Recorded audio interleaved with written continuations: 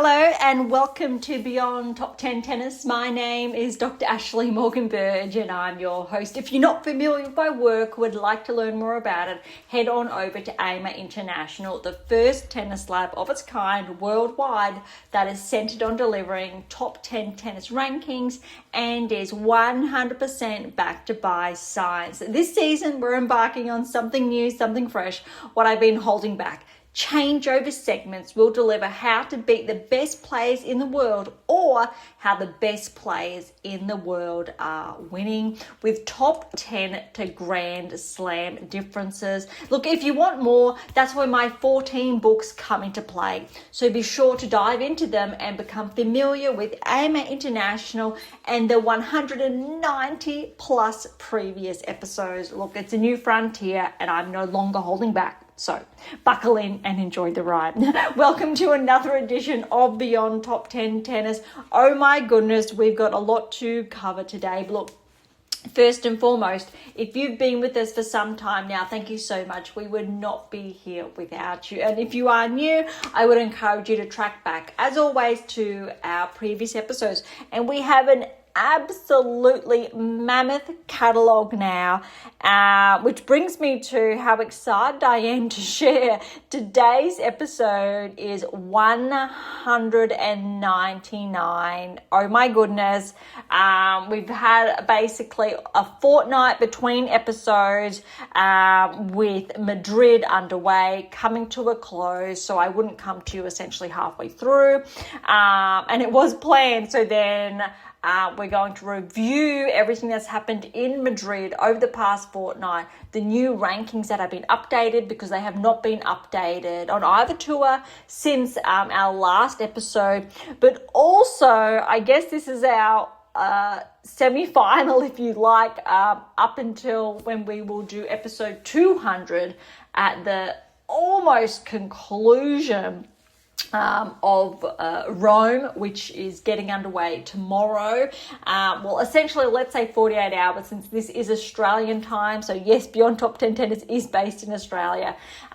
So I do come to you a little bit earlier, if you like. Sometimes later, I guess it depends from your perspective. But there's a lot to go over today. But I'll quickly focus on the changeover segments, how the best players in the world are winning is really going to be the focus of today's episode when we review the results of the past fortnight, the rankings, etc. And we'll look at key correlations, how that has been happening, the respective champions of the past fortnight, anomalies there, but also what's not necessarily an anomaly at all, and why certain players were looking at tracking, why they were not, and obviously how that underscores with, again, how the best players in the world are winning. That said, with 199 today, it's bittersweet. I'm really looking forward to the celebration in a fortnight's time. 3 years of Beyond Top 10 Tennis. It has been an incredible ride. But the more I think about it, the more I'm tempted to continue Beyond Top 10 Tennis, the foundations, etc. But also, I think exciting news is that those who are familiar with Beyond Top 10 Tennis, the better half of, I'll say, or halfway through last year, roughly early this season, I completed a fiction manuscript. Very exciting. It was a lot. Pulled me away from the podcast for some episodes, but I managed to catch up. That said, I've had some time whilst building towards the finale, if you like, which again, I'm hesitant to say finale because I'm sure there's going to be room for Beyond Top 10 Tennis in the future. That said, for another book that will be released. Oh my goodness, I can't believe I'm saying this and sharing this because it's happened all so quickly. I've made the decision, which is very daunting and exciting. So a duality there, to release 2 volumes this season. And again, this is courtesy of just taking a little bit of a backseat of Beyond Top Tennis to free up that time to be able to release these publications, new releases. I will say in the next month, fingers crossed, there's going to be a release. And it will be, I'll say officially, oh my goodness, my 15th book. That sounds crazy. And then later on this year as well, number 16 will be released. These two books intersect. They are related. There will be a volume 1 and a volume 2. You may choose to read both or just one. So I want to be very clear with that. Both or just one, and that's okay. And so it really depends on your background, where you're coming from. I have finally made the decision on the 10-year anniversary, it could be 12 years as well, depending how you look at it, of my actual doctoral dissertation that built the foundation, the framework, if you like, for the majority of my books that have come out. Those who are familiar with my text will know that every single chapter in my dissertation has formed its own text, its own publication, its own release, standalone book that's been extended on, because each one of those chapters was so robust, so important, so profound, with significant landmark findings for the sport of tennis. And along the way, new foundations have been built, new theories and new breakthroughs around how to develop top 10 tennis rankings, etc. And I thought, why not to mark such a historical occasion to release the two blueprints. Now, the first, if you like, is going to be, and I am oversharing, so that a couple of you now, or a lot of you, depending how many of you are tuning in, are going to be privy to this. So you are the first to hear, which again is very daunting and exciting, I think, from my perspective. All this work's been, let's say, locked under key for the best part of the last 12 years and 10 years respectively. Now, the difference there is I'm going to make available that very first dissertation. And there was we'll say a time in between the first and the second, whereas the second was the official thesis awarded the dissertation.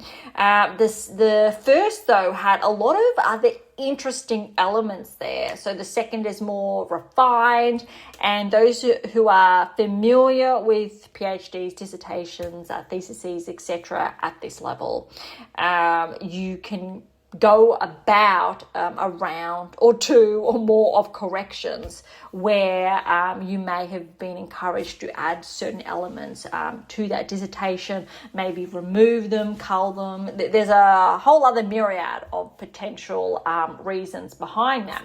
So I ended up with two versions of my dissertation that essentially are very similar, but have been refined in some way, shape or form.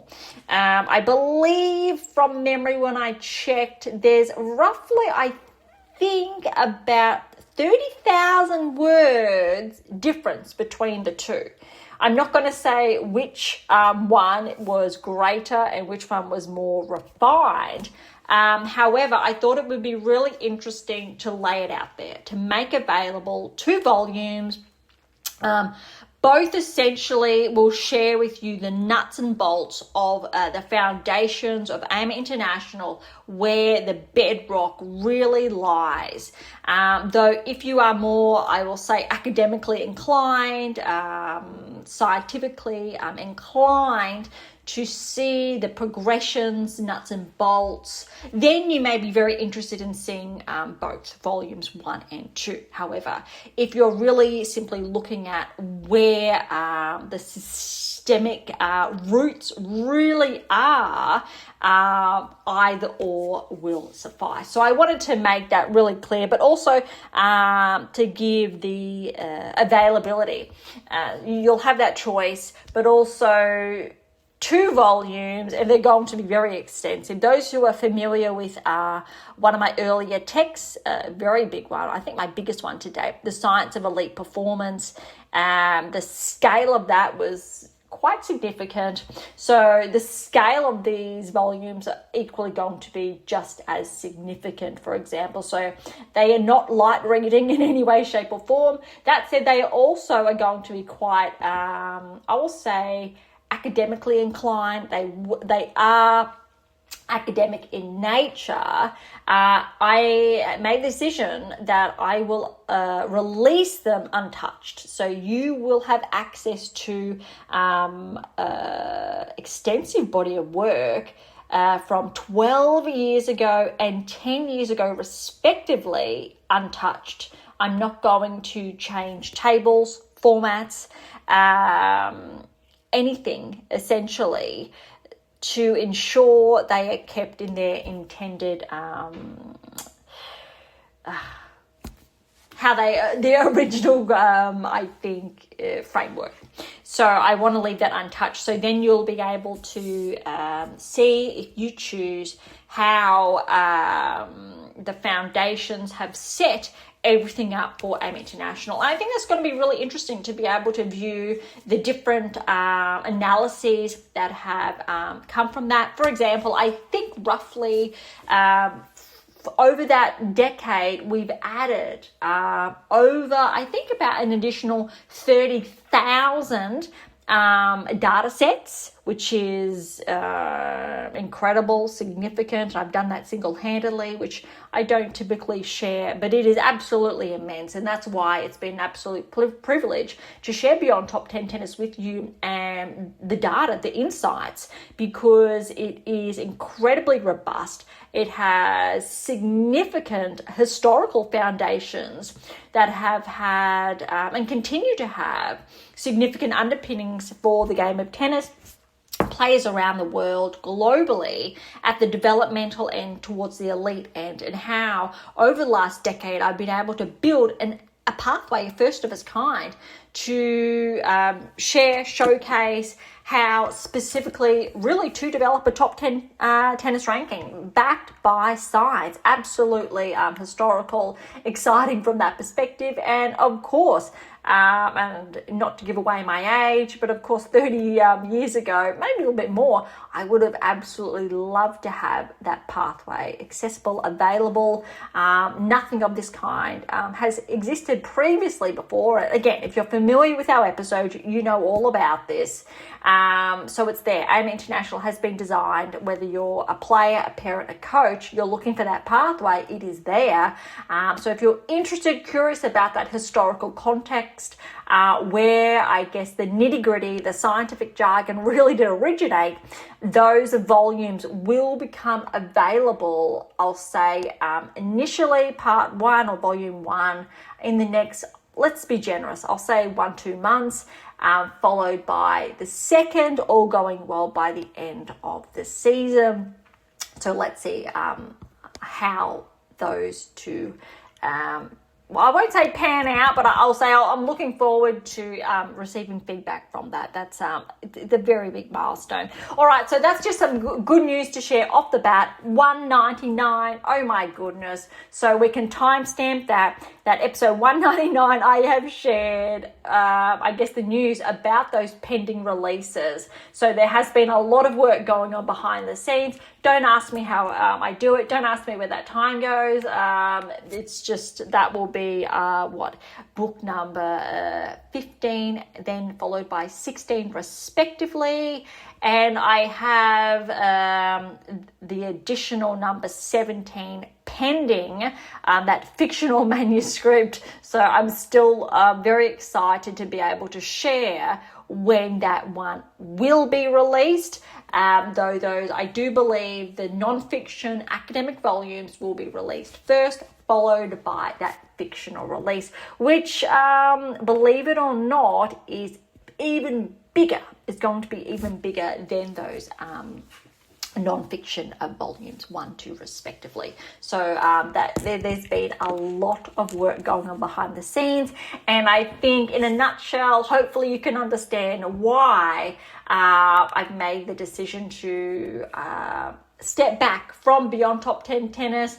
But again, and I did share last episode as well, I think it's going to be hard to keep me away, and it's been very challenging as well to wrap up, say, today's episode and when Rome comes to a close, respectively. Rome as well will be episode 200. So we're in our final, I guess, 2 now, or 1.5, because we're a little bit of way in today's episode. But there's a lot. I think it will be very hard to keep me away, but we'll be on, I'll say, potentially a less structured approach. As you've probably seen the last dozen or so episodes, I've made a little bit less structured, a little bit more free from that perspective, and I would think it would be fun to continue that.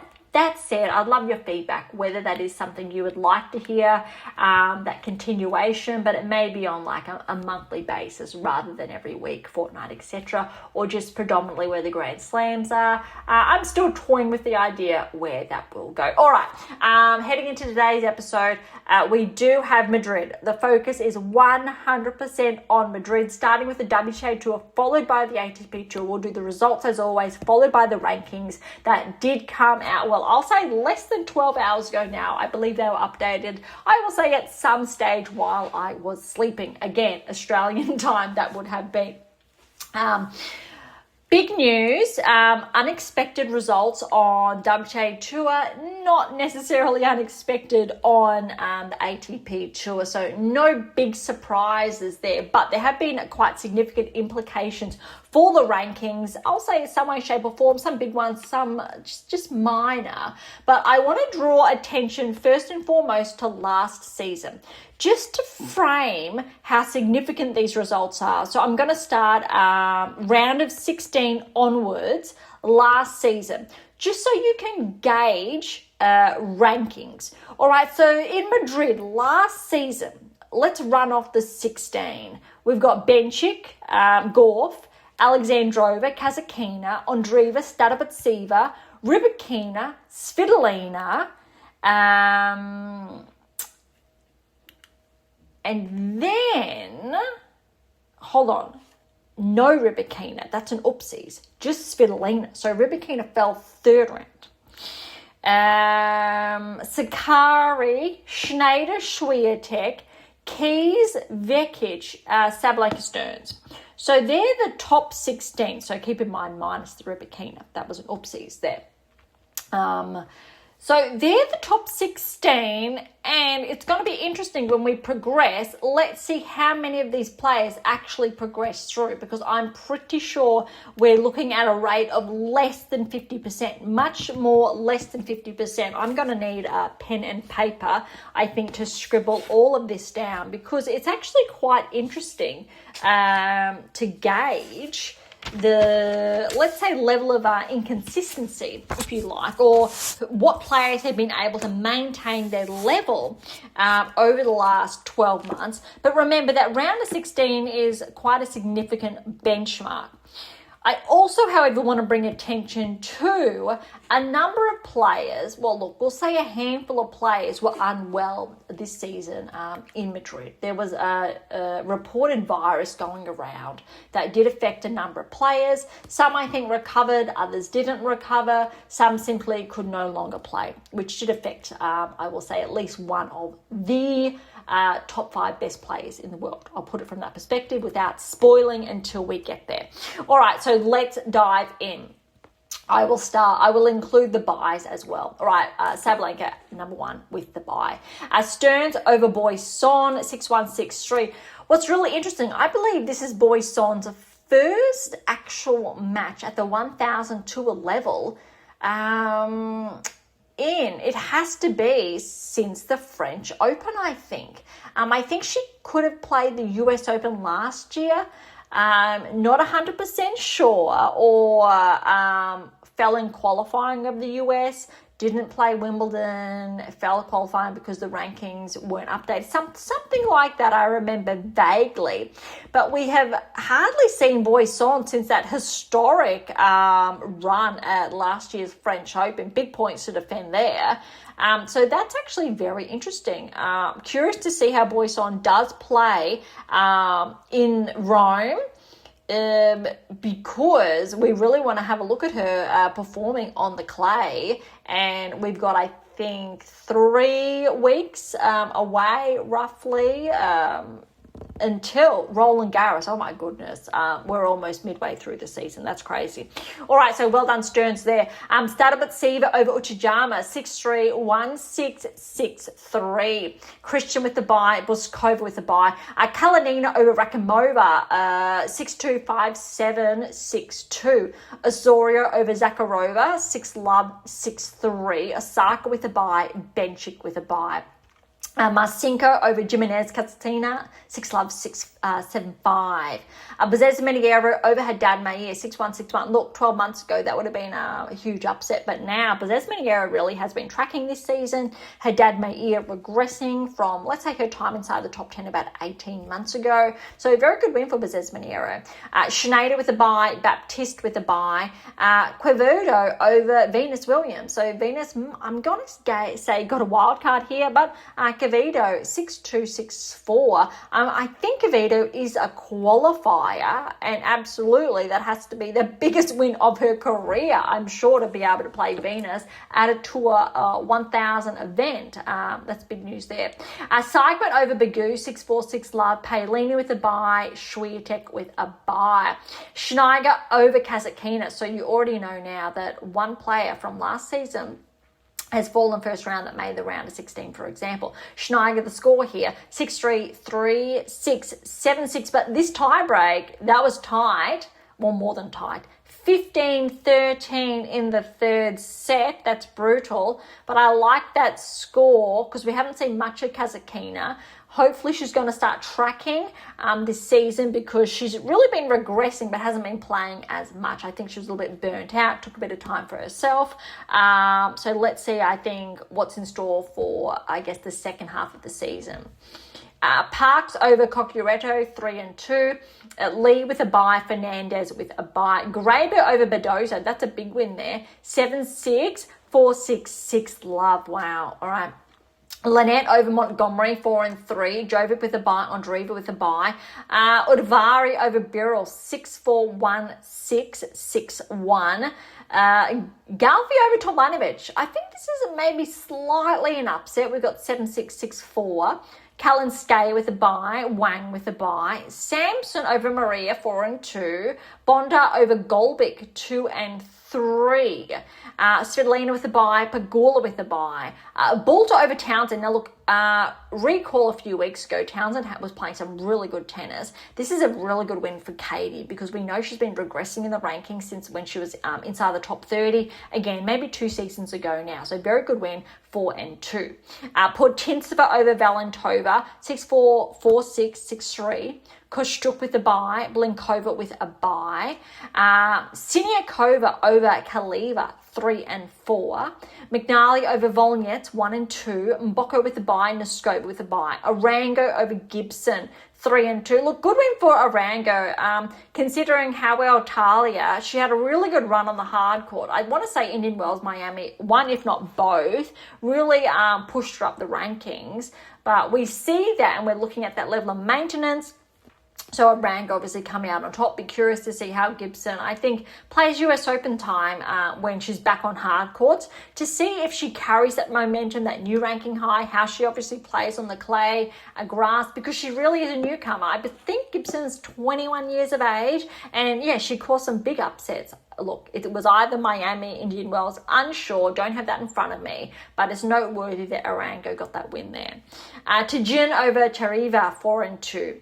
Sampson over with a bye, so stay with a bye. Grand over Jackie Moe, 1-2. That's surprising. Jackie Moe had a really good run at last year's French Open as well. Keep that in mind. So a good win there for Grant. Jean over Salamiktiva, 4-1. Gorf with a bye. Fretch with a bye. Sierra over Yastremska. That's an upset there. 7-6, 7-6. But look at this. These tiebreak scores were 12-10 and 10-8. That is neck and neck. We don't normally see that. That is a tough loss for Yastremska, but a really good win for Sierra. Solmez over Martinez Sosays, 5-2. Buska with a bye, Mertens with a bye. Look, Ayala over Pavlyuchenkova, 3-3. Good win there for Ayala, but Pavlyuchenkova, my apologies, Pavlyuchenkova's actually regressed, I believe, outside the top 100, along with Collins, actually, as well. I think Collins is around 134, just a side note there. But I think this is the first time this season Pavlyuchenko has been ranked outside the top 100 since she broke into the top 100. And she's a former, I want to say, finalist at Roland Garros, I believe, number of seasons ago now. So that's actually a very good win there for Ayala, despite Pavlyuchenkova's current ranking. Pliskova over Kraus, 2-6, 6-1, 6-4. Sakari with a bye. Potapova with a bye. Zhang over Lies, that's a good win there, 4-3. Waltert over Olyankova, 5-0. Ostapenko with a bye. Zhang with a bye.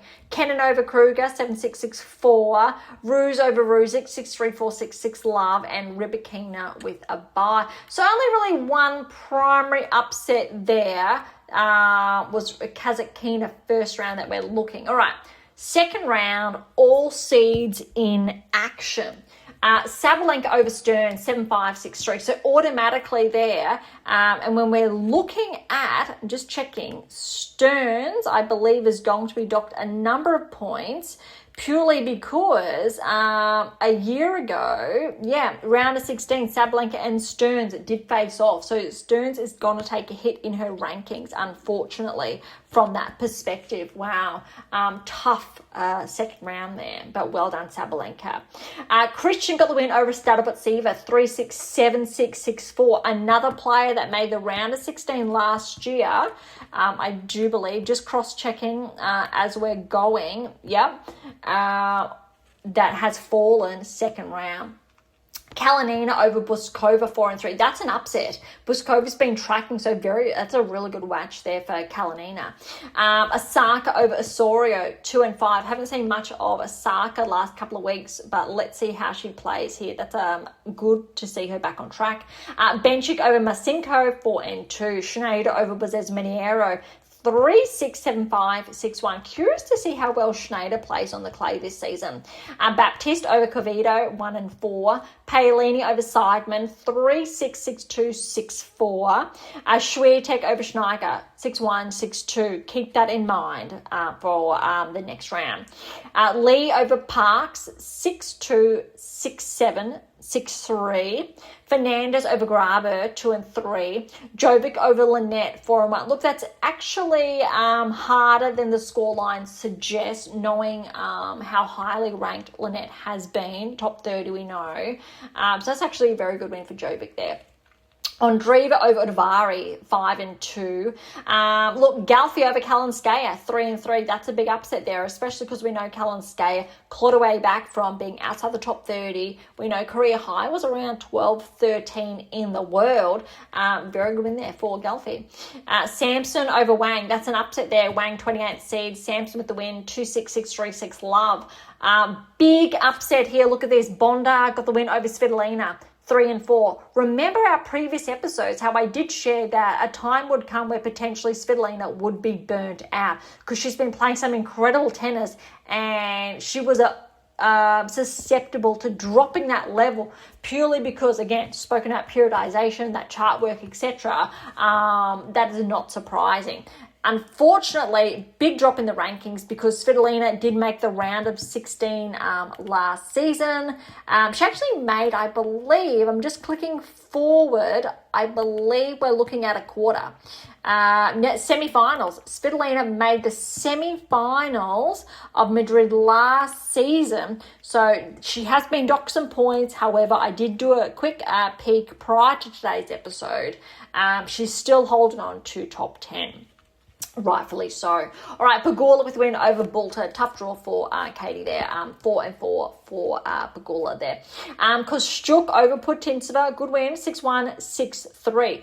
Keep in mind, it was last episode we were sharing how Kostyuk won a 250 title. All right, so very smart.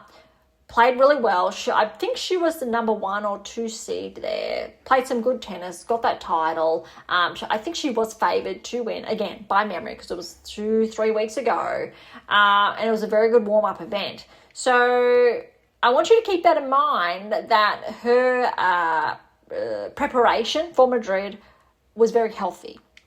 All right, Siniakova over Blinkova, 2-2. Big upset here. Look at this. McNally over Mboko, 4-1. Very good win for McNally. However, keep in mind, Mboko only skyrocketed up the rankings, I think, Montreal. So it was basically around or just before the US Open last year, which means Mboko doesn't have that many points to defend other than the points she's been notching up since then. So this isn't really going to impact her rankings or standings. Mboko has a very good opportunity to be collecting points over the next couple of months until the hard court season arrives again. All right, Noskova, good win over Rango, 3-2. Samsonova over to Jean, 2-1. Sersteya over Grant, 6-2, 7-6. Gorf over Jean, 3-0.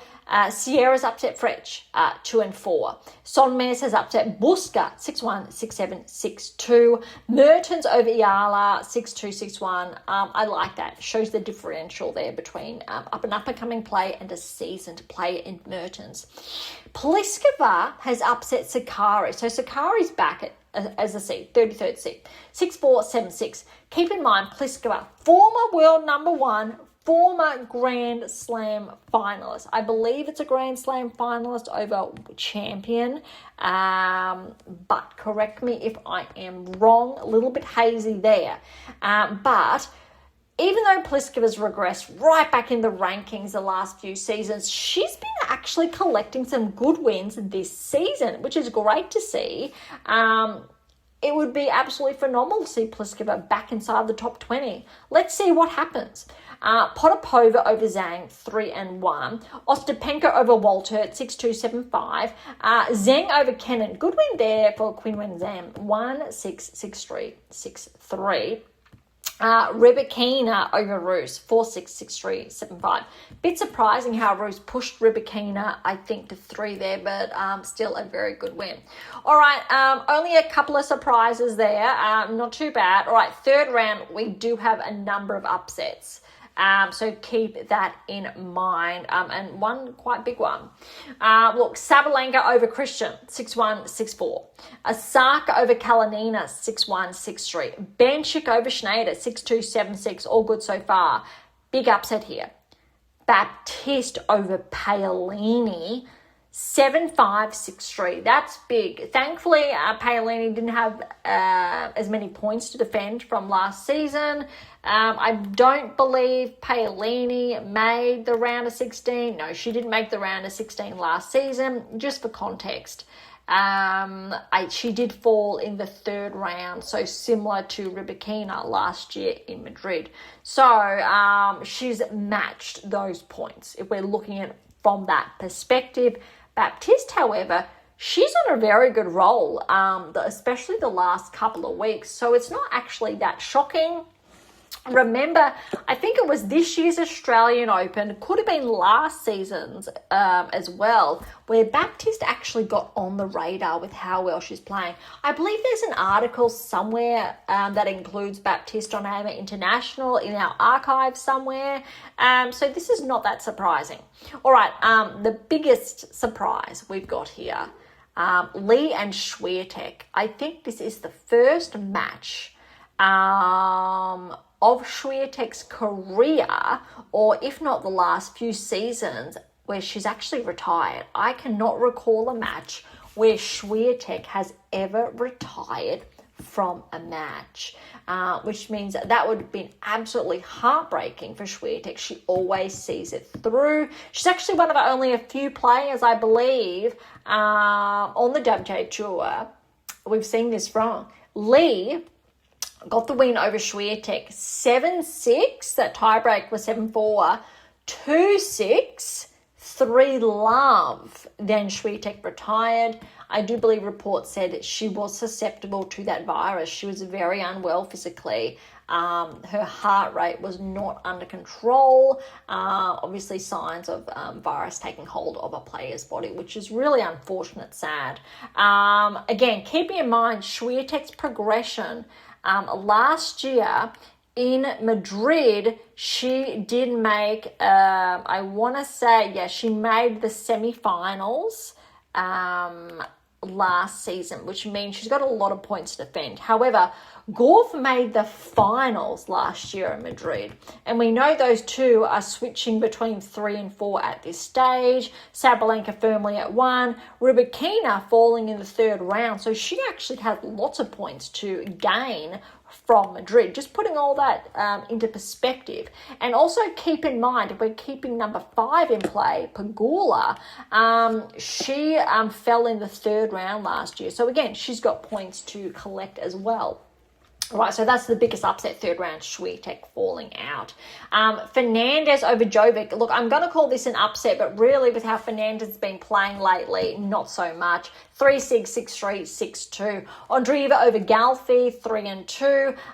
Again, keeping in mind how well Andreeva's been playing lately as well. Bonda over Samson, 7-6, 6-1. Pegula has been upset by Kostyuk. Look at that, a third round. She fell third round last year, so she's going to keep steady around 5. Similar Paolini, right, matching those points from last season. Kostyuk over Pegula, 6-1, 6-4. Not that surprising considering how well Kostyuk was playing leading up to Madrid, or into. McNally over Siniakova, 6-3, 2-6, 7-6. Noskova over Samsonova. She got a walk over there. Not too sure what happened. Potentially Samsonova caught the virus that was going around as well, unfortunately. Not too sure. So Noskova got through on that walkover. Gauff over Sestaya. 4-6, 7-5, 6-1. Well done, Gauff, but keep that in mind. Sierra over Sonmez. Love 6-6-2, 6-3. Pliskova over Mertens. Look, that's an upset. Well done to Pliskova. 7-5, 2-6, 7-6.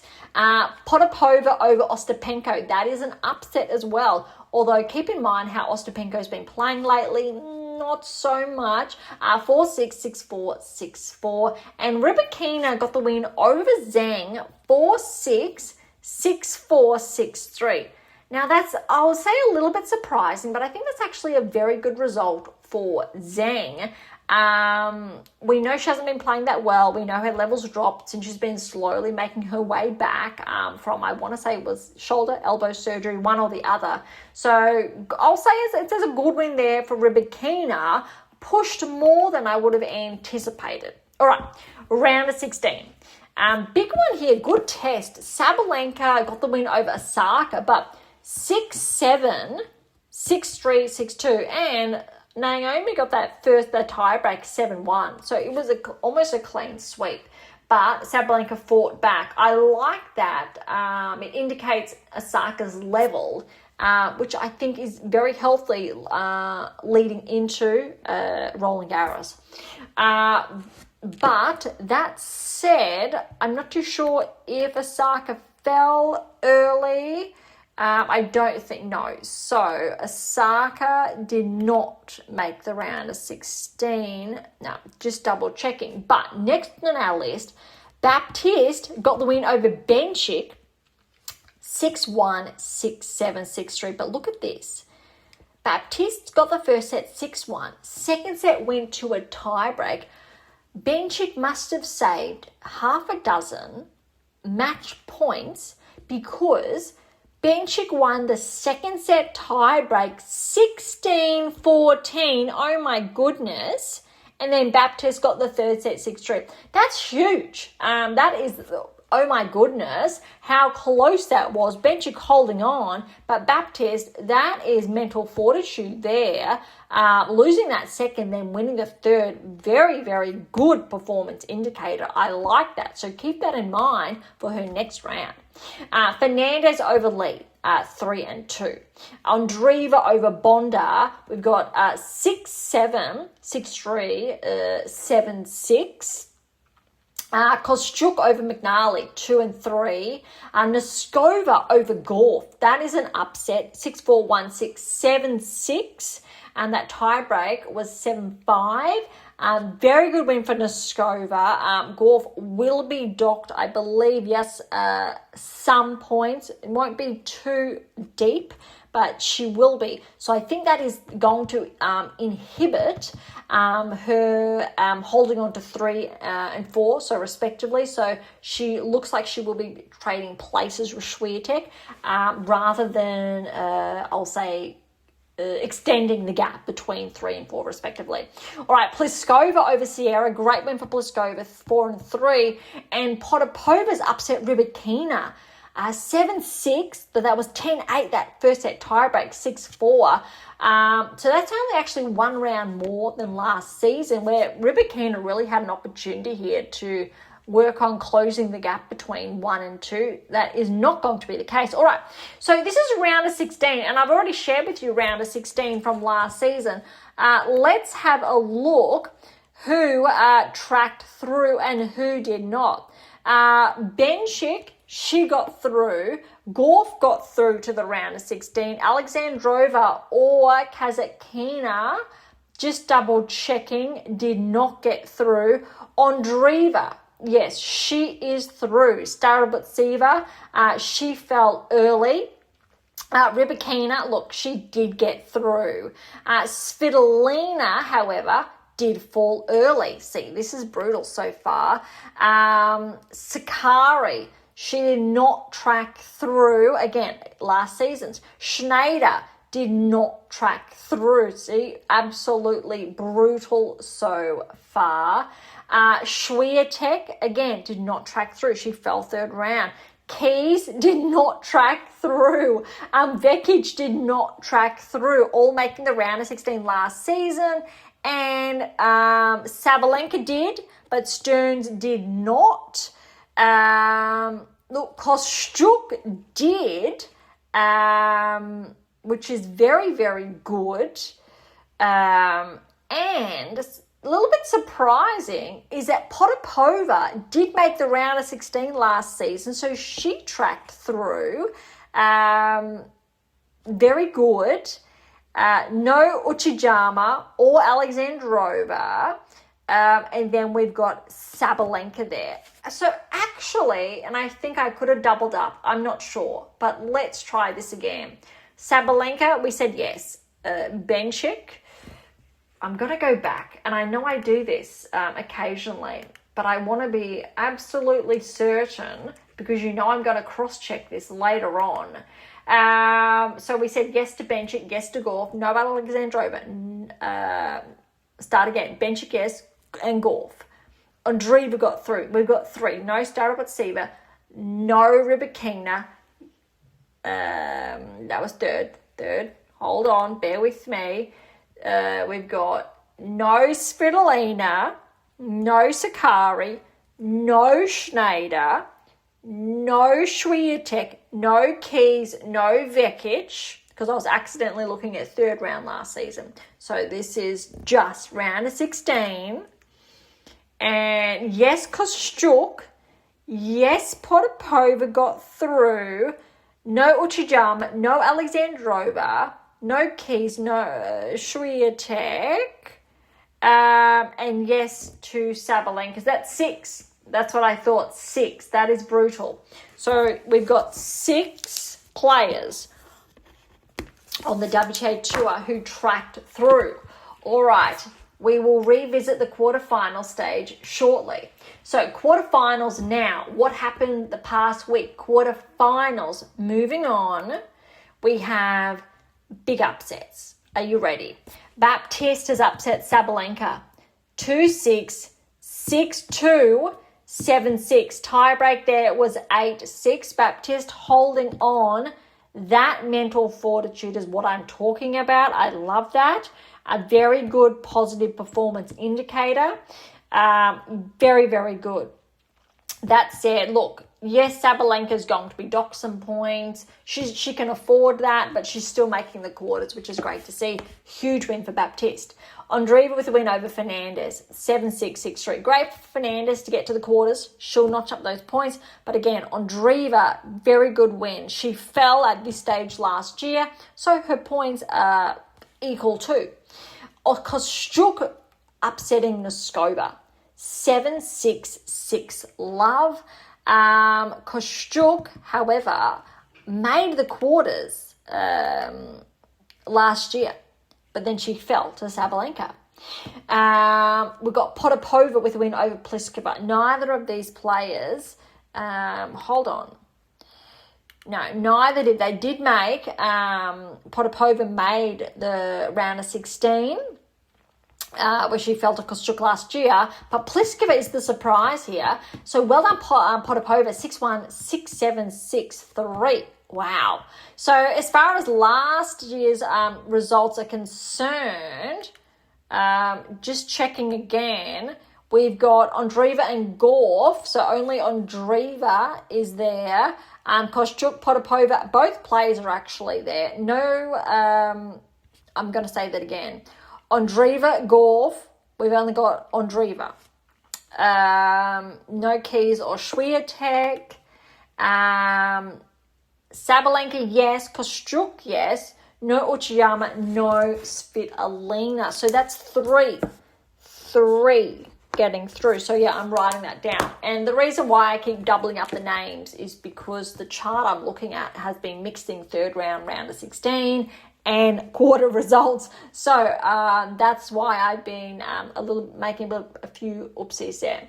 All right, so semi-finals, Andreeva over Baptiste. And keep in mind, Andreeva scored. I wasn't at last week. She won that 1,000 title, or it was a 500 title.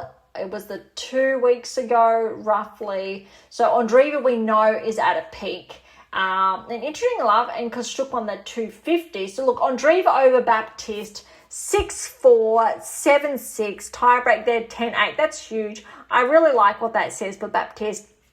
Kostyuk got the win over Potapova. Great to see Potapova push to the semis. That's really going to help her ranking as well. But 6-2, 1-6, 6-1 for Kostyuk. Meaning, as far as the semi-finals are concerned, I think it's a null. Just checking. So there's no Sabalenka. There is no Svitolina, no Gauff, no Swiatek, which we very rarely see. No 1, 2, 3, or 4, let alone 5 in the semi-finals of a 1,000 event is quite significant, actually.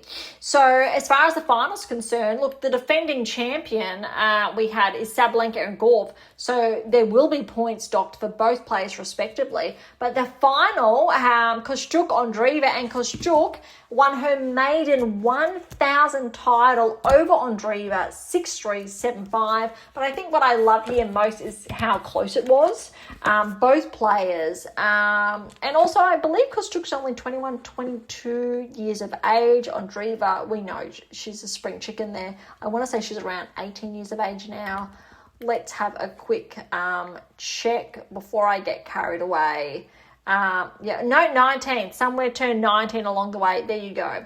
And cross-checking, yeah, okay, Kostyuk's 23. So there's still a gap there. But that's actually still quite interesting, I will say, to see, and the results respectively. Well done to Kostyuk and Andreeva respectively. Both players, however, had reached a peak. prior to Madrid. And I think that's what is most important and significant. Very interesting seeing that carry through. So now I'm curious to see if they're able to carry through that level in Rome. That's what we will see or review in the next fortnight. All right, let's head on over to the rankings. Starting at 100, I'm excited to share with you what's the changes, I suppose, more so inside the top 50, top 30, and top 10 respectively, even though they're only minor, setting things up. So keep in mind, Rome's kicking off tomorrow. What these rankings mean, although these rankings do not reflect the seedings in Rome, but also how close we are to Roland Garros. All right, starting at 100 is Seidel, but up 14 places to 99 is Taraunde. A tie play, 29 years of age, congratulations at 99. Look, there's a lot of movement this week, so I'll try to focus on the bigger numbers. Blinkova's back 8 to 97 in the world. Kalinina, I believe she's back inside the top 100, up 17 places to 93 in the world. Golbik's back 9 to 90. Vekic, so Donna Vekic has taken a big hit, 23-point regression to 89 in the world. Korpasha's up 12 points to 87. Aravic is up 10 to 86. Selak McTeague's back 7 to 84. A lot of movement this week. Lies back 8 to 80 in the world. Her dad, mate, years back 9 to 78 in the world. Zarazua's up 12 to 75. Sierra, she's up 16 points to 72 in the world. A lot of movement over the last fortnight. Kasatkina, look, she's up 9 to 66, so that's a good. We know Kasatkina was inside the top 10 for a few seasons there. So let's see if she can track her way back. McNally, 13-point progression to 63. Noteworthy is Bulter. She's up 1 to 60 in the world. Stadbitsieva's only back 4 to 57. Keeping in mind because she wasn't able to defend those points, but she still won a few rounds. Krejcikova, she's just back 1 at 53, another former top 10 player. Stearns is back 6 to 49. Sakari's actually back 10 to 47. Fretch is back 7 to 45. Vondrasova, she's steady at 1, so 44. Boisson, ironically, is up 3 to 43 in the world. Eyal is up 2 to 42. The biggest mover this week is Potapova, up 18 points to 38 in the world. Noteworthy is that she's now representing Austria, so rather than a former Russian player, which obviously Russian players are no longer able to, or are currently still unable to represent that flag. So we've seen a couple of changes. There's Kasatkina being one, Potapova second, so that's kind of, I guess that's nice to see.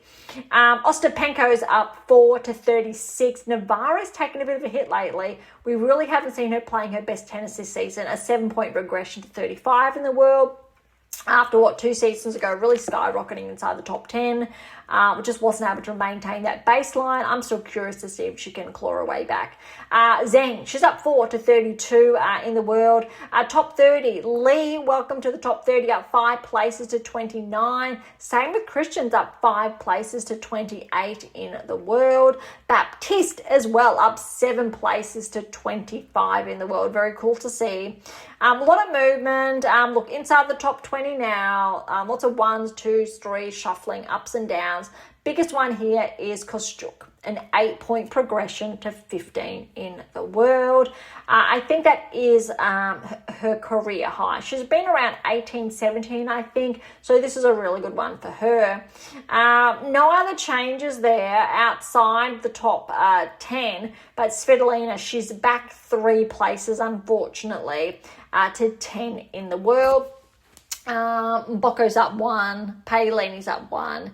Andreeva's up 1 because of obviously Svitolina's regression. As far as points are concerned, there's actually only 1 point separating Svitolina and Bocco. A bit more between, say, Paolini, Andreeva. You got around that 300-400 points separating the two, just for example. Anisimova, I don't think we didn't see her playing Madrid, So points there, she's got enough. There's at least about a 15, 16, 1700 gap between herself and Andreeva. Only actually less than 200 between Pegula and Anisimova. And ironic, look at this, the points between 6, 5, 4, and 3, which I never thought I would say. And yeah, the other outside the top 2, it's actually very close. Look, Pegula is behind Gauff by 600 roughly points, but because Gauff wasn't able to defend her or make it to the final, she dropped some points, more than I think we anticipated, because there was only, I think, about 50 points a fortnight ago separating Swiatek and Gauff. Swiatek, however, is ahead now, so she's up to 3, Gauff back to 4, about a 200 point, it's actually a 199 point difference, which is a bit ironic given today's episode's 199, right? Tongue in cheek there. Difference between Gauff and Swiatek. But this is the closest I think we've seen the difference between these players. Obviously, Rybakina has quite a leap there. Around 1,600 points between herself, Swiatek, which is essentially about 1,800 points between herself and Gauff. But that said, if either player, number 3, 4, 5, or 6 in the world, won Roland Garros, they're essentially getting close to number 2 in the world. Absolutely. Swiatek would need to win the French to make those inroads, but let's have a very quick peek into Rome and what happened last season. This is important as far as the rankings are concerned, because Rome last year, just double checking so I don't make an oopsies. Swiatek lost in the 3rd round, which means if Swiatek can track to the finals, let alone semis, she's got points to gain. However, she's not the only one. Sabalenka fell in the quarters, which means she can notch up points. Again, not the only one, because when it comes to Rybakina, she fell in the 3rd round like Swiatek last season, which means Rybakina's got points to collect as well. The only difference is Gauff and Paolini. Paolini won Rome last year, big points to defend, and Gauff made the final. Showing, I think, how well Gauff played, making the finals of both Madrid and Rome last year, and then winning the French Open. Absolutely huge, right? I'm not too sure if we're going to see Kostyuk, for example, win Rome. I think the chances of that are probably small. Andreeva, however, I'm not going to be shocked if she makes a deep run, similar at the French. But we'll talk about all those, I think, metrics next episode when we wrap up almost Rome. And I say almost because we're going to wrap up 48 hours prior to the close. So we notch 200 on our 3-year anniversary. So that's going to be interesting to see how that plays out. You'll have to wait and see how I handle that. All right, so that is Madrid.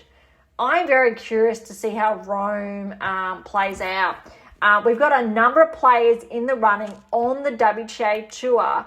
I think for Rome, let's see if Swiatek absolutely, with her new coaching relationship, so coach-athlete relationship, plays dividends in Rome or at the French.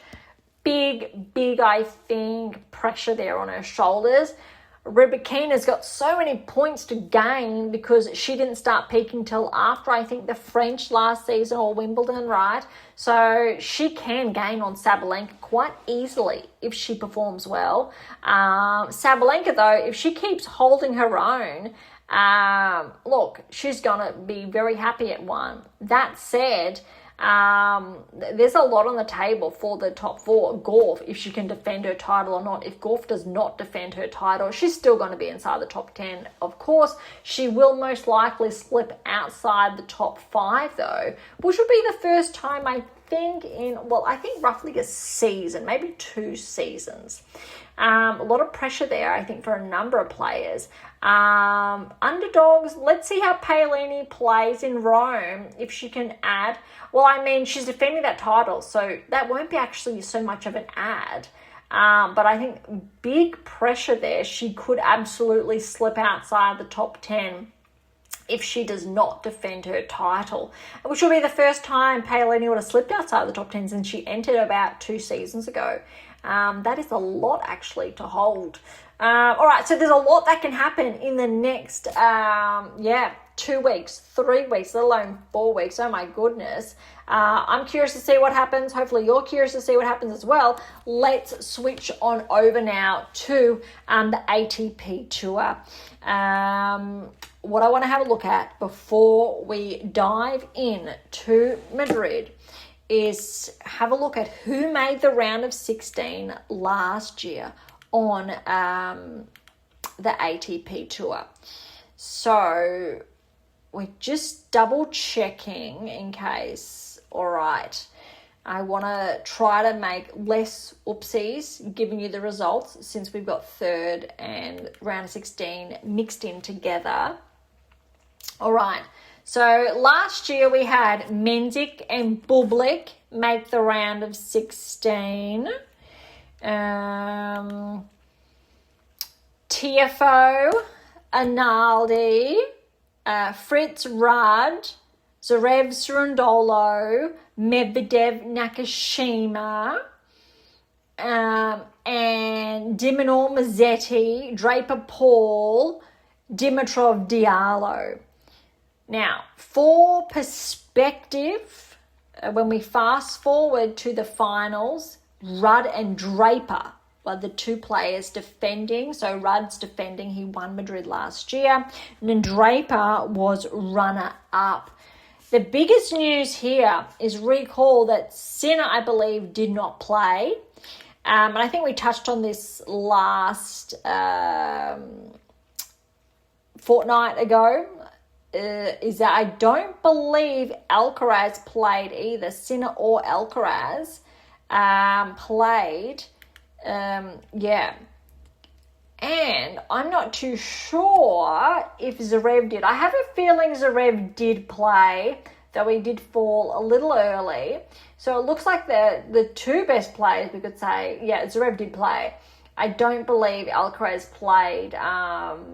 I recall something. No, so it was cancelled. So he did play. I think he had a bye. First round he would have had. Then I think he would have withdrawn. He was to play Diallo. I'm just looking at that now. Alcaraz, that did not go through. Just checking through the results. And again, this is live. You know, I've been peeling it back just so you can walk through all of this with me. It does not look like. I'm just double checking to see if we can see either of those players who did track through. Not sure what happened. I'm not seeing either of those players, so I'm not too sure what has happened there. So Diallo got a walkover in the second round to make it through to the third round last year. So Alcaraz did withdraw. Sinner obviously was still on that ban, was not able to play. Zverev was in action. Just to summarise that, and I don't think Djokovic played Madrid last year either. Just from what I'm seeing, I don't think that was the case. And I don't think he played this season or this year either. So that's just noteworthy. Those points were not there to defend.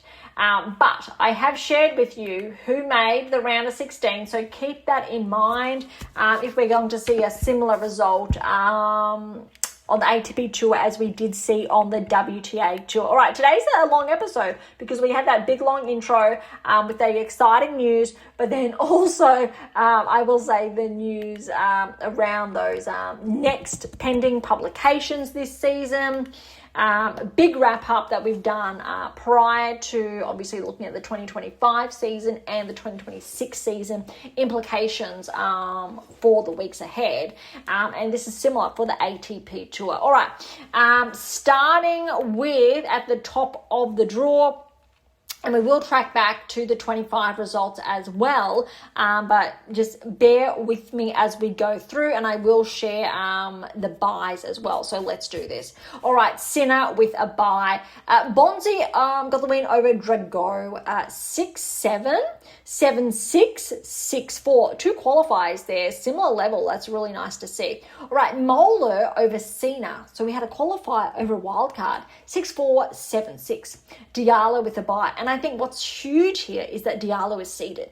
Recall earlier this season, Australian Open, and I remember this vividly, watching Diallo against Zverev. I think Diallo won that first set. And again, no, this is not in front of me, but I remember going, yeah, Diallo's on the radar now. He was ranked well outside the top 50, I think maybe 80, 90, something in the world. And I said, he's on our radar this season. And I'm just using that as an example. He's now seeded, but how good the data is, how exciting the framework is AM8 International has built, and how privileged I am, and I say this wholeheartedly, to be able to share with you the players that we know are going to track before they even start tracking those performance indicators, and how when you follow the pathway, you follow the rulers of AM8 International, how that could be you.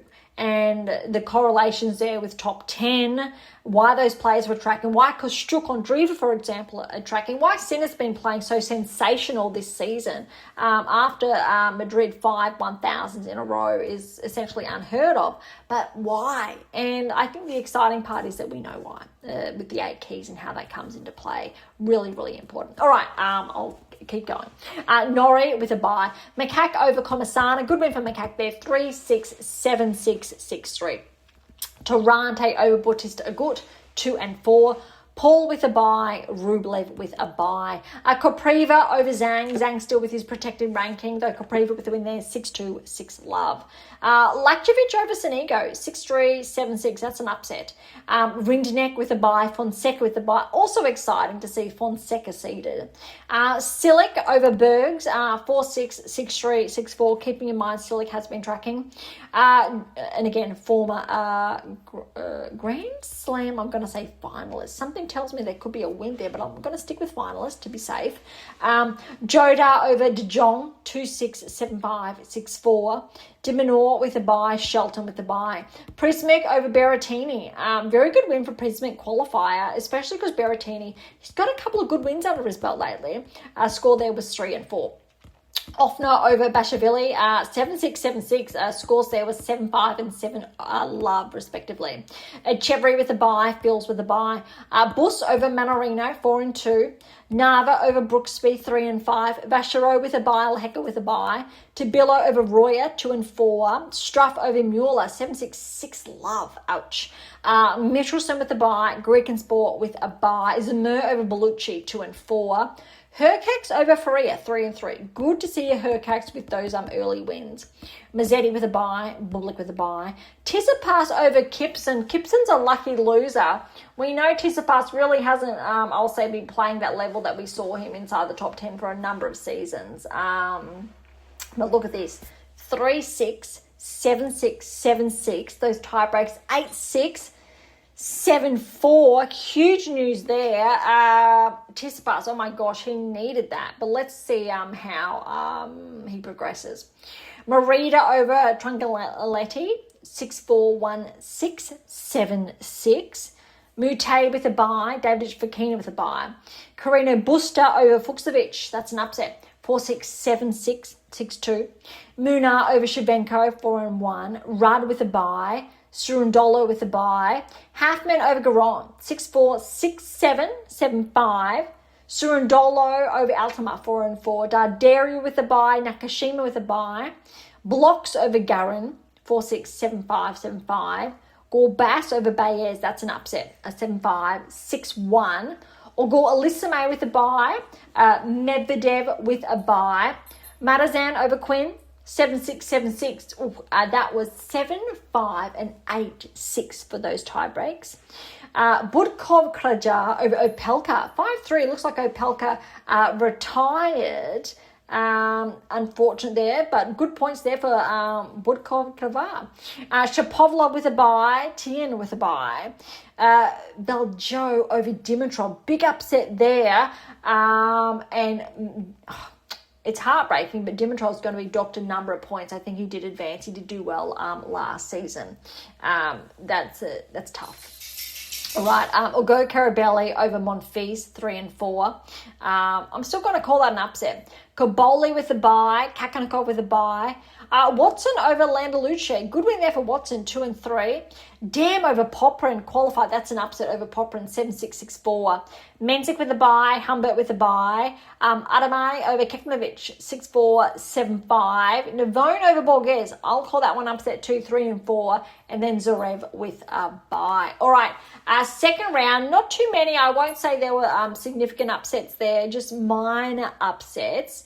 But as far as the second round's concerned, let's do this. We've got Sinner over Bonzi, 6-7, 6-1, 6-4. Well done, Bonzi, getting a set off Sinner, but Sinner got through there. Upset, Mola over Diallo. Mola's a qualifier, so that's a big upset. 7-5. 3-all, ouch. Oh, okay. Looks like Diallo had to retire. Let's see if he's healthy, fit for Madrid and obviously the French Open. Norrie, good win over Macaque. 6-2, 6-7, 7-6.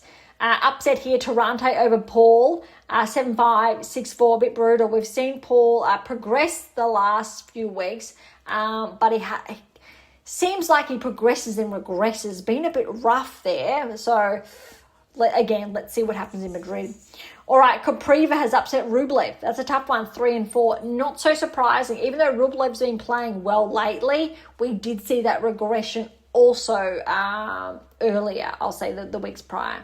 Rindinek over Laksovic, 3-2. Fonseca got a walkover over Silic. Look, it's not that surprising. Silic's been playing a lot of tennis, some good tennis lately. Obviously, was a bit too much. So Fonseca automatically through. And this one's actually quite surprising. Is Jodar's upset Diminor. So Alex is out in the second round. 6-3, 6-1. That's a clean sweep too. That said, Jodar got a wild card. He is an up-and-coming Spanish player. And after Madrid, I believe he has made his mark on the tour. You will see shortly why. Another upset, Prinzmik over Shelton. 6-4, 6-7, 7-6. And Shelton won a clay court event, I think it was a few weeks ago, in the US. So that is, wow, that big upset. Curious again to see how Alex and Shelton both perform in Madrid. Echeverry over Offner, 4-4. Fils over Bus. Fils he just continues to steamroll. He's been playing really good tennis since he's been making his way back. 6-7, 7-6, 7-5. But well done, Bus, pushing Fils. Navarre has upset Vachereau. Lots of upsets here. 6-7, 7-6, 6-3. Lehecka over Tabillo, 3-6, 7-6, 6-4. Milchelson over Struff, 2-1. Greekensborg over Zemher, 3-4. Mazzetti over Hercax. Just a tough draw for Hercax. 6-4, 7-6. 7-4 in that tiebreak.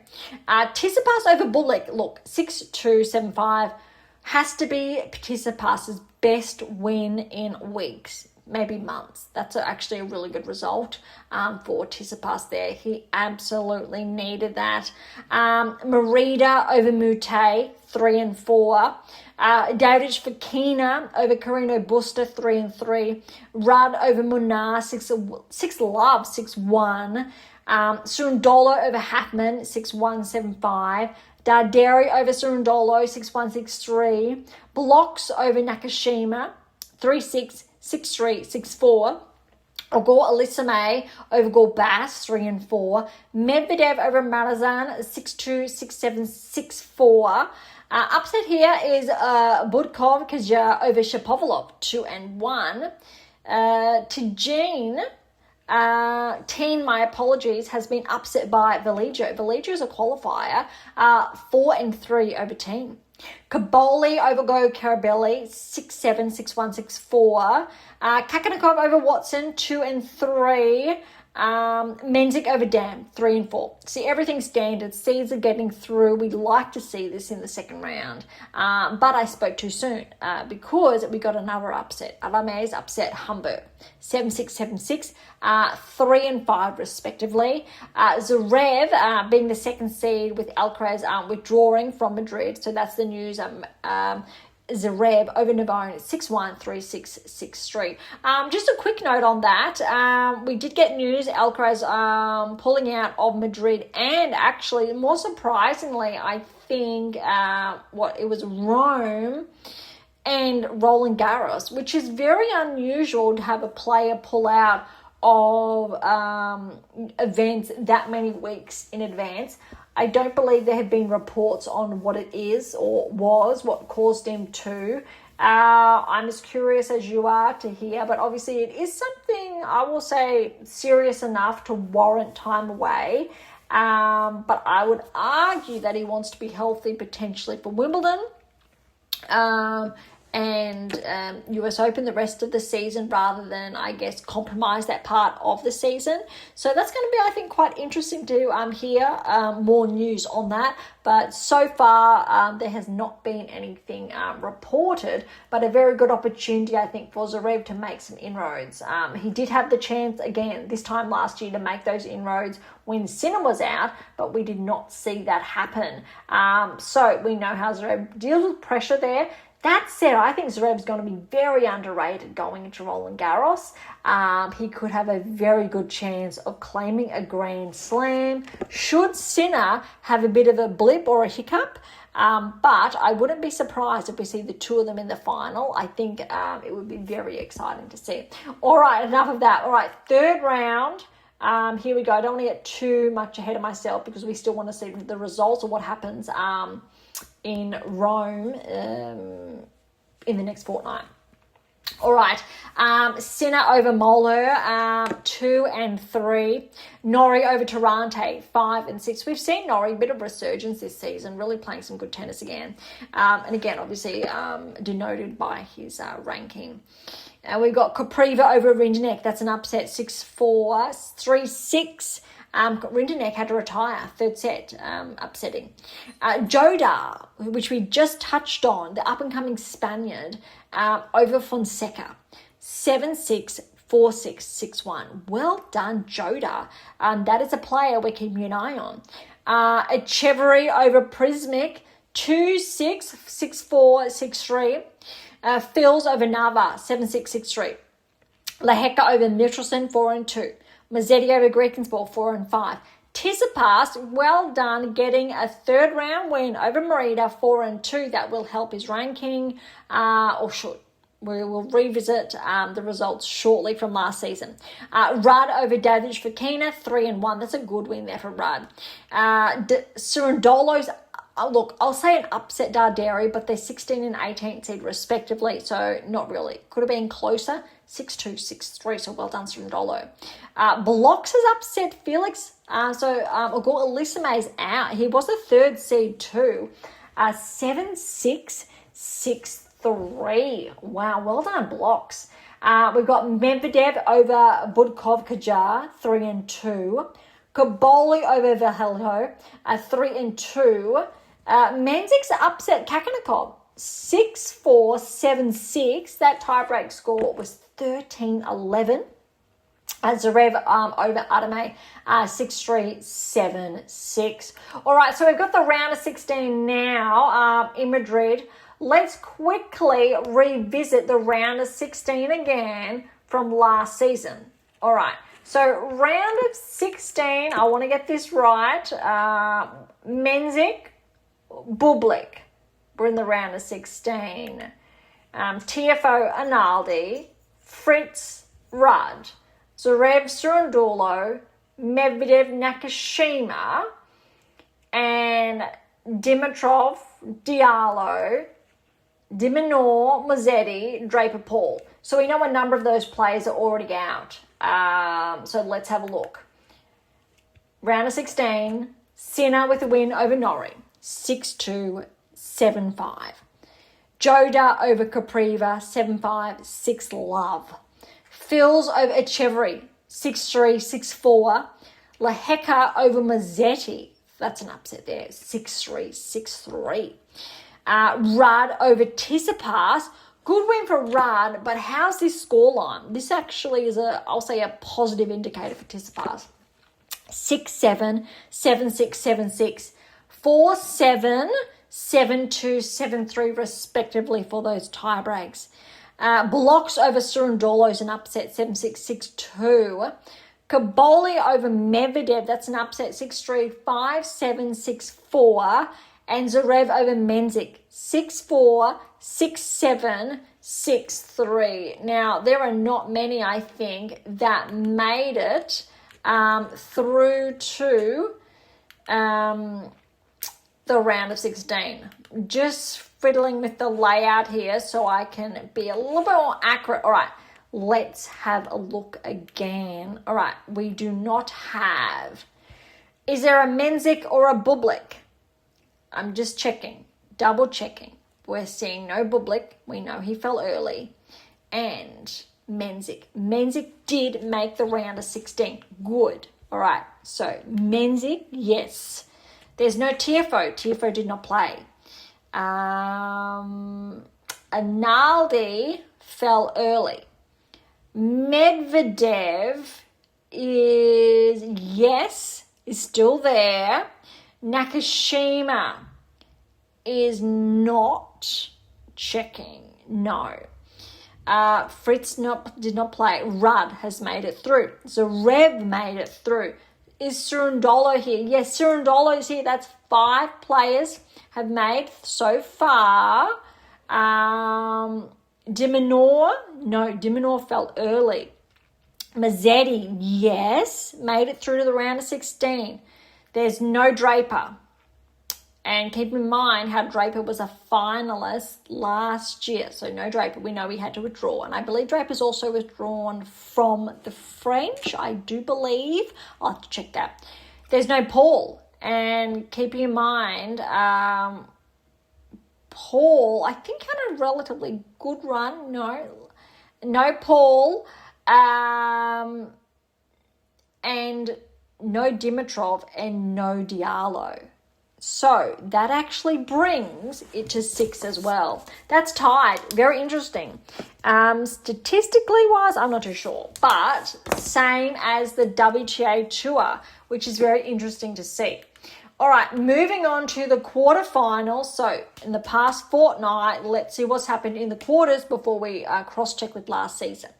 All right, Sinner over Jodar, 6-2, 7-6. Well done, Jodar, with a wild card, taking the world number 1 to a tiebreak in the second. That's big, despite Sinner winning that. Phil's over Lehecka. I'd call that an upset, but Phil's been playing some really good tennis, correlating with the top 10 ranking lately, 3 and 4. Upset here is Blocks over Rudd. That's going to take a big hit to Rudd being the defending champion. But well done, Blocks. That is the anomaly. Him and Jodar here, 4 and 4. But look, Blocks has made it through to the semis, which is huge over the defending champion. Big news. So Rev over Kaboli, 6-1, 6-4. All right, when we're looking at last season's quarterfinals, Surundolo did not make it through, or Menzik, neither of those players. No, Rudd, yes, it was last season, but no Medvedev, again, focusing on the quarters last season. Mazzetti did not, so he fell.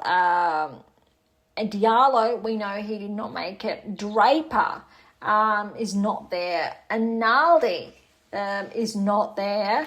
And I think, no, that is it. Oh my goodness, that is it. So again, no Mazzetti or Diallo or Draper or Analdi. Wow. Or Surundolo or Menzik. Rudd is the only player. No Medvedev. wow, that is the quarterfinals from last season.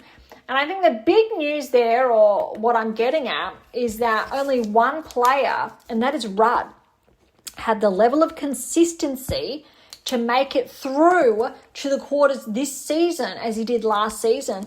On the WTA Tour, there were 3 players that maintained that level of consistency, but not on the ATP Tour. So that is, I think, the biggest news. And 0 players, similar to the WTA Tour, made it into the semis or final. So it stops that level of consistency for the season or season round at the quarters. That's actually a very interesting statistic. All right, semifinals, back to what happened well, I guess a few days ago only now. We've got Sinner, Fils, Blocks, and Zverev. So 2 of the 3 best players in the world. Obviously, Alcaraz is not there. We've got an anomaly in Blocks. Big anomaly there. And Fils. What's not surprising me about Fils being there is because we know how well he's been playing. For perspective, look, Blocks recently, well, I'll try and see if I can quickly find prior to Madrid where he was at. All right, so Blocks was leading into Madrid, 69 in the world. So put that in perspective, 69 in the world. Making the semifinals of a 1,000 event is noteworthy. We have not seen that in some time, but keep that in mind. Potapova was similar, and Potapova made the semifinals as well. So she was the anomaly there. And matching that on the ATP Tour, we had the one anomaly in Blocks. And interestingly enough, you could look at Kostyuk, for example, who was ranked outside the top 20, and same with Fils. Baptiste is also actually the anomaly there too at that ranking range, but Andreeva was obviously the highest ranked player, but here we've got Zverev and Sinner respectively. All right, so the results as follows: Sinner with the win over Fils 6-2, 6-4, and Zverev over Blocks 6-2, 7-5. Nothing surprising there, but what is surprising, I would say, in the final, keep in mind the players that took a set off Sinner or pushed him to a tiebreak, for example. Sinner was locked in the final, 6-1, 6-2 over Zverev. That is brutal. That is some huge, that's just phenomenal tennis. To get that scoreline over Zverev, that's really impressive. So well done, Sinner there, marking obviously that 5 in a row, I believe it was, 1,000 events. Obviously, that's very big news. I believe it is what I heard, 5 in a row. All right, on to the rankings now. Won't say big news, some very interesting news, because look at 100. We've got Berrettini's back 8 points, former Wimbledon finalist there at 100 in the world. That's, that's a bit of a hit, isn't it? All right, Vukic is back 10 to 99. Hijak is up 5 to 96, so back inside the top 100. Landalucci's up 5 to 94. Spritzi's back 6 to 92. A lot of movement. Wu's up 12 to 88 in the world. Morita's up 16 to 86 in the world. He's up 12 to 84 in the world. A lot of movement, similar to the WTA Tour. I guess that's what happens when the rankings are updated after a fortnight. Prince Mick, he's up 8 points to 79 in the world. Tsitsipas, because we know he's taken a huge hit lately, he's up 5. Look, 5 points to 75 in the world. A big hit from the top 10. But let's see if he can make his way back, some inroads, at least inside the top 50. If he does well in Madrid, let's see. All right, Cerundolo's back 5 to 72. Kekmish's back 5 to 70. Tarante's up 6 to 69. A lot of movement. Altima's back 9 to 64. Poprin's back 4 to 60.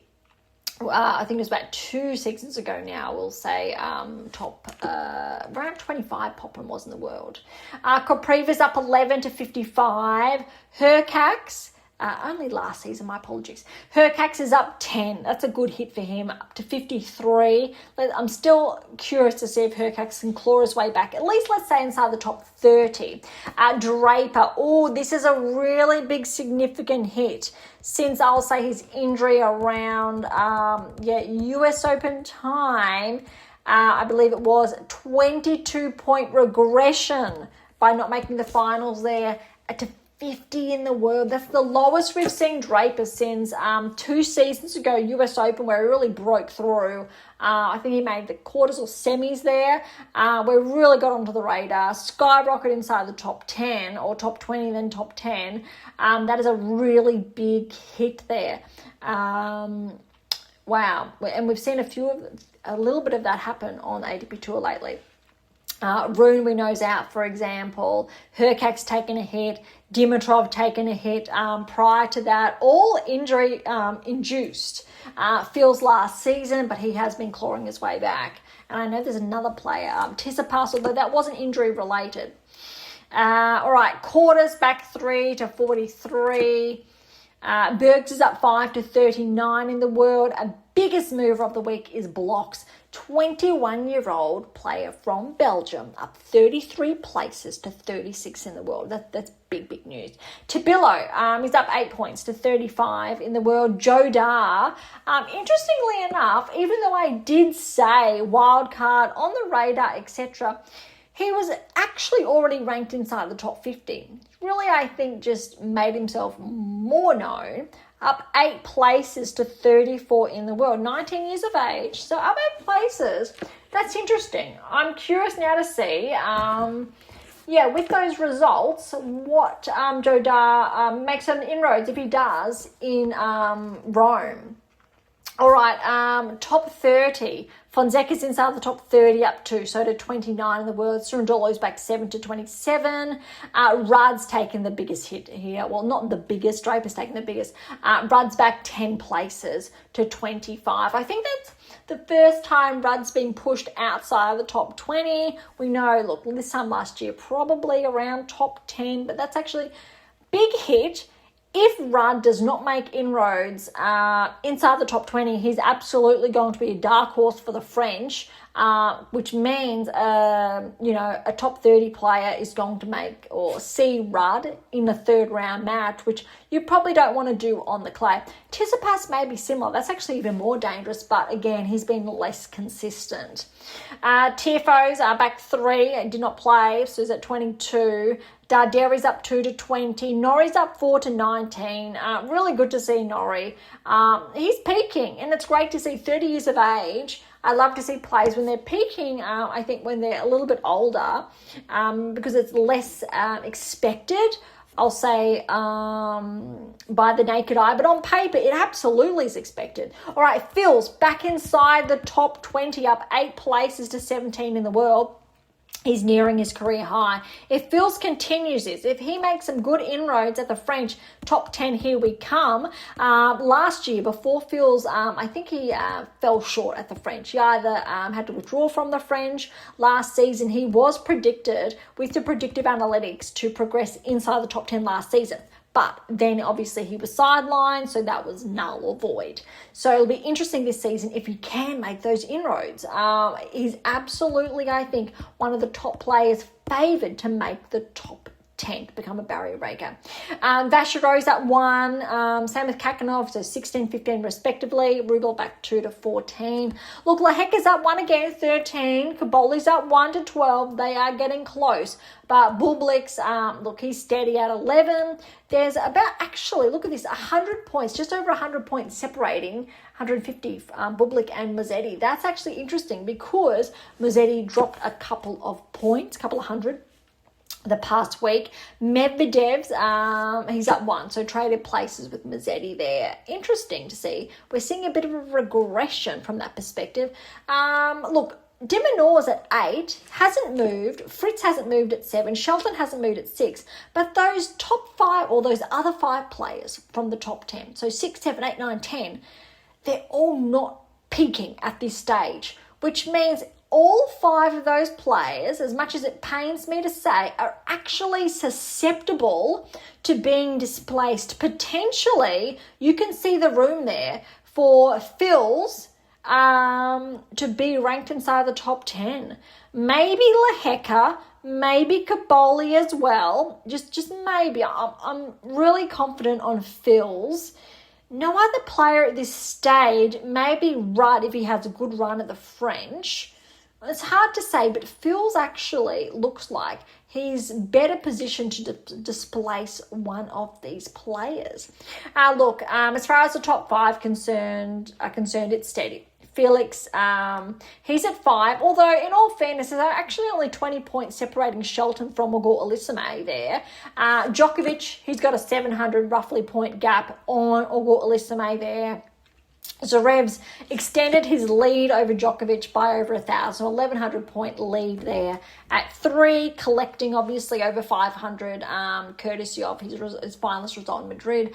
Alcaraz, then Sinner. Sinner, ironically, is obviously collected another 1,000 points because he didn't play. Alcaraz didn't play, well, he didn't lose any points from last season because of obviously the bye first round and then obviously withdrawing in that 3rd round match. But I think most noteworthy, we've got over 2,000 points now separating Alcaraz and Sinner, which essentially means if Sinner does not play the French Open, if he does not make the finals, he's still sitting pretty. Obviously, Alcaraz, let's say he's going to drop those 2,000 points from last year. Sinner could drop those points. He could also drop points by not playing Wimbledon. But Alcaraz, I believe he's got that title to defend, or the points obviously to collect, which now I'm curious. I think I've put my foot in it. So let me just check. No, so Sinner wants to defend that, not Alcaraz. So my apologies. That's what I thought. My apologies there. So that actually will be quite interesting to see if Sinner does not defend, was where I'm going, does not defend Wimbledon, he's still going to maintain that number 1 ranking. That's how much his lead is. So that's how significant it is from that perspective.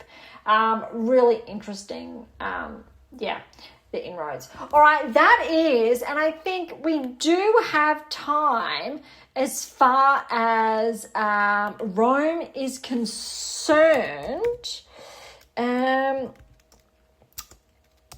Just bear with me because here we go. As far as the results are concerned from last season, we've gone quickly over the women's, but I want to have a quick check to have a look at the champions there. So Alcaraz did win the Italian Open, which means he's going to be docked points. Sinner made the finals. So that's going to be very interesting if he's able to repeat his, string of runs this season with 1,000 events. Paul made the semi-finals and Mazzetti as well. Rudd was still up there in the quarters, so and Hercax. Zverev's still up there too. So that rounds out really the top 8 as well as Draper and Alcaraz. So a lot of points on the line there. I won't take too much of a deep dive. I'm going to wait for that deep dive and for our number 200 episode. Oh my goodness. I'm already getting excited about that, but it is a fortnight away. So keep that in mind. We're doing a fortnight span. I'm not too sure. I don't think the rankings are going to be updated by then. We will probably go off the live rankings purely because it'll be 48 hours prior to the completion of Rome. But there's a lot ahead of us. It's going to be bittersweet. It's going to be a tough one. We could revisit all 200 or 199 episodes up until now, but I'm not going to do that. There's a whole catalogue for you to review, significant archives. I think our archives, it has to be in the 200s too somewhere, but oh my goodness. All right, I'm going to wrap up today's episode. It's been a big one. It's been a long one. I hope you've enjoyed just our casual conversation. I've enjoyed the casual conversation, and I really hope you've enjoyed, I guess, the more laid-back approach for that, and hopefully you're excited like I am, or I'm a bit it's daunting as well by those releases coming out this season. There's still work to be done. But look, thank you so much for listening. To grab your copy of any one of my 14 books, you can find them on AM International or Amazon, so irrespective where you're based in the world. For any comments or questions, head to AM International topic thread or leave comments directly on YouTube or Spotify. To interact with Beyond Top 10 Tennis, catch up on our blogs or sign up to my newsletter, head to AM International and remember to check out Pink Octopus Books to Spruik. And look, if you enjoyed today's episode, please subscribe, like, share and all of the above. Beyond Top 10 Tennis exists for you, so please consider sharing us with those you know near and far. And look, if you're serious about heading towards the top 10 or want to know what your game's missing to secure that maiden Grand Slam or more, don't be shy. Come and say hi. All right, on that note, thank you so much for listening. I am so incredibly grateful. I'm your host, Dr. Ashley Morgan Berge, and this is Beyond Top 10 Tennis, and I'll see you next time.